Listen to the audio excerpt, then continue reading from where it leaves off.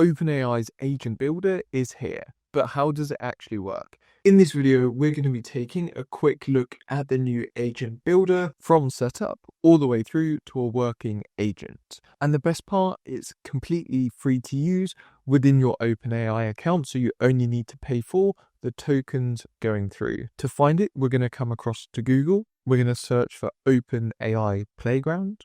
We're going to click on the first link here and log into our account. And then on the left-hand side here, you'll see Agent Builder. You just need to click on that, and there we go. We're able to start building our very own agents. Now, because we've not generated any so far, we've got a few templates here we're able to use. All you need to do is click on one of them, and it will take you through with a workflow that's already set up.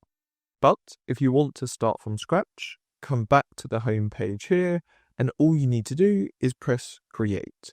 This is going to open up an entirely new workflow for us to go through and build out whatever we want. We're going to have the start node automatically added in. This is going to give us a few different options for how we want to actually trigger that process. We can have the input as text, as we can see here. We can add in some different variables. We can do a string value, a number value or integer value. We can do Boolean, so that's like true or false. We can do an object, and we can do a list or array as well. We can then come down into here, and that's going to then be pulled through into our AI agent, as we can see here. So what I'm going to do is just delete this agent for now, and then what we can see is all of the different nodes on the left-hand side here. And this is a really simple interface, which I really like. So all we need to do is put across the AI agent. We can then connect it up like you see here. And on the right hand side, it's going to open up the panel for us to see all of the different actions that we can take. We're able to rename the different agents that we've got. So we could be market analyzing agent. We can then also give it a prompt as well. You can do it two ways. We can say agent instruction in here, or if we want to actually see all of the details, we can expand it and then paste our prompt in here. And this makes it much easier to see what's going on. So I've given it a quick example prompt in there, which is saying that we've got an AI agent that's going to analyze market activity for the AI edge community, focusing on the latest advancements, emerging trends, fundamental shifts, and much, much more. Before we press save, we can also add context in here as well. So that's where our input text that we had at the trigger at the front is now going to be pulled through. So as we can see here, we can say starting instruction / note. We can add that in here, so it's nice and easy. If you want to add more, again, all we would need to do is come back to this start node here. We're going to do add variable. We're going to say market insights. We're going to do save. Now we've got another one in here as well. We can come back into our AI agent. We can do enter, add context, and we've got that new one that we're able to add in here as well. So that's how we can go through and add in and pull across different variables into different sections. We're going to get rid of this for now though, and just keep our agent instruction. If we do save, we're now going to run through some of the different options you've got with your agent.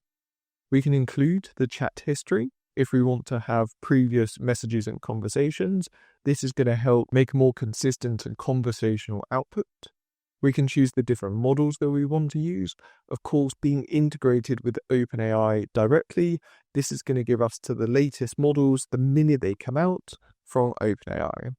We can always choose the reasoning effort as well, and this is basically going to be the amount of thought it's going to put into the output it gives to you. So for example, if we come through to high, it's going to go off and do more sort of reasoning, thinking, understanding, chain of thought, prompting, and everything like this to really get us the best output. If we do low, it's going to prioritize giving us that response back as quickly as possible. We can also come down and add tools. So you may have seen with platforms like N8N, you end up almost having like a spider where it's got lots of different nodes that come off it. What OpenAI have done is prioritized MCP integration at the moment. So we've got our ChatKit client tool, which we're going to cover much more in another video. We've got MCP server. So now we can connect in all of these different applications, your CRM like HubSpot, Pipedream. We've got platforms like Shopify. You can do your Gmail. We've got all of the Google Suite in there nice and easily. And if we want to add our own server, we just press server and add the details in here so that if you did want to connect in again to NA10 for different applications or a different MCP server that you have, you'll be able to add it in nice and easily. That way it's going to give it more or less access to any of the different apps that have an MCP integration. If we come down here, we can also do file search. And this is fantastic because what it means is it's the easiest way, in my opinion, to do a vector database at the moment. As you can see here, we can upload them directly into this agent, or we can select a vector store. All we need to do is press that, click on vector stores, and now it's going to bring us across again to the OpenAI playground, everything within OpenAI, and we can create it nice and easily. So now we can chat back and forth with lots and lots of different documents if we want to. Now, if vector store sounds too advanced for you, maybe starting off, we can just come through and add the files in here directly. So for example, I can upload lots of market reports here that are pages and pages and pages long. And then all we need to do up the top is we can say AI market reports. This is then going to go through and upload it all for us so that we can recall it in our conversation.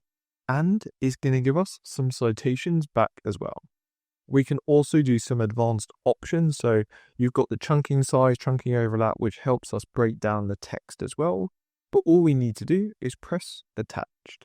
And now it's going to be able to reference those documents in our conversation. If we come back up, the other tools that we've got access to, we can now enable it to search the web directly. If we click on this, it's going to give us specific websites if we only want to access them. For example, arxiv.org is all around scientific papers. We can specify a specific country. So if you're based in the US and you only want to search within the US, you can do that in here nice and easily. We're going to come out of here though. We've also got code interpreter, function, and custom. So now we've got lots of different ways of being able to get the output we're looking for. For that output, we've also got the option between having a text output, JSON, or widget. Now, if you want to use widget, that's where we'll need to come across to widgets.chat.studio. And this is going to enable us to create custom widgets that give that output a really good look. So for example, if you wanted it to be more of a weather output in this style, we're able to actually connect this to our OpenAI account to get the output. We're going to show you that in a more advanced video later on. We can do more, and now we've got lots of different options for that agent output. We've got the verbosity, which is basically how long that output's going to be. If you want it nice and concise and short, put it on low. If you wanted to give it more of a detailed explanation, keep it on high, and it would explain all of the points. In summary, we've also got the different internal processing, which is tied into our reasoning effort and reasoning models as well, to make sure that we're giving that best output possible with the details that you need. So we can have a super detailed response, automatic, or null. We're also able to do chat kit, which is how we're going to do that deploy and integration, and we've got some advancements on the error. But I just showed you how we were able to connect in our market reports. So to test this out, we can come up to preview. Now this is going to give us our test environment. We can say, what market reports do you have access to? Now, because we've added our database in the background with all of those market reports, as you can see here, it's now starting to pull them through into our output that we're going to have. We've got the step-by-step output happening here. So now we can see quicker than I can finish the conversation. We've got the different reports from McKinsey coming up, and we've got SimilarWeb down the bottom here as well. But also, most importantly, we've got these citations in here as well. We can come down the bottom now and follow up on that, and we can say, please tell me the top 5 insights for someone new to AI based on these market reports. Now it's going to go off and be able to analyze all of the different data that we've got within these different instances and pull them back for us to be able to talk through. So there we go, it's now pulling back that data for us. And as mentioned, we've got our citations in here. It's telling us where it came from, which is really key because we want to be able to see that. And it's going to go through and give us the output as we wanted. We also mentioned around being able to use the widget. And that's where if we come across, as we can see here, we could give the output a really nice structure, nice and easily. All we will need to do is, for example, click into this one up here. We can copy the code that we've got if we open in widget editor, and we'll be able to use this in our output.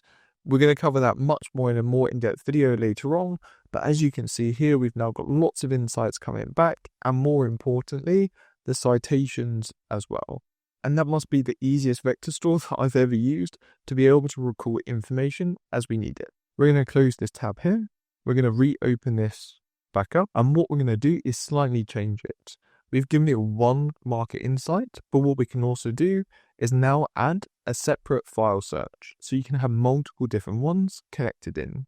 This time I'm going to do an Adobe report all around AI and digital trends. We're going to do attach.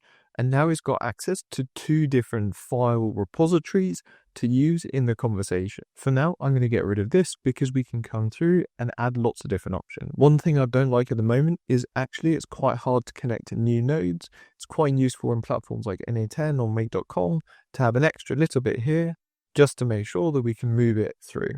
So if they can add a little icon there, it'd be much easier. But what I wanted to touch on next is Guardrails. And this is something that I think has been really missing from lots of the other solutions out there at the moment. What this is going to enable us to do is have really clear rules around the data that it processes and the output we're going to get. So for example, within the UK, EU, places like this with GDPR and lots of regulation, we need to come through and check on personal information. So if I now turn this on and I open up the settings, as you can see here, we're going to exclude personal name, phone number, date or time, IP address, all of these different ones that we can use for different regions. We can also select all of the entities and do save.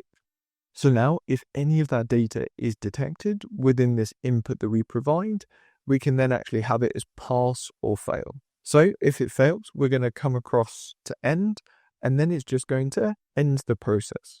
But if we know no personal information is included, we're going to pass, and then it can go through into the rest of the process, which is going to give us a lot more control and security over the solutions that we're developing. Now, the other guardrails that we've got in here as well are moderations. This is where we can control against, for example, some of the language being used.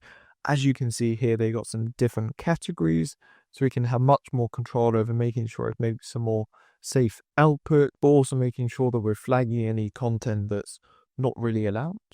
We can do jailbreaking as well, so this is protecting against stuff like prompt injection, prompt hacking, and what we can do in here is make sure that we're using maybe a more powerful model or using something like a mini, making sure that we're just following the AI safety rules that OpenAI have, which is very industry standard. Anthropic have them, Gemini, and lots of others as well.